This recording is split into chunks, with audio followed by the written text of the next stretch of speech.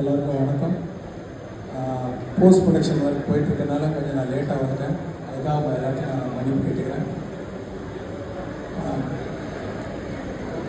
என்னுடைய படங்கள் எல்லாமே அநேகமாக வந்து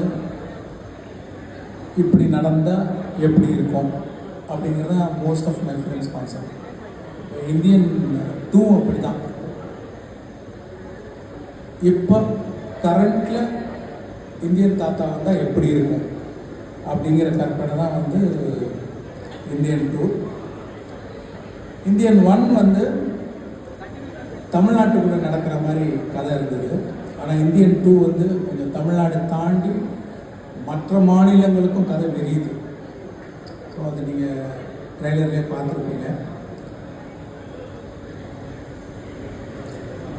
இந்த படத்தை பொறுத்த வரைக்கும் நிறைய கதாபாத்திரங்கள் இருக்குது இந்த படத்தில்.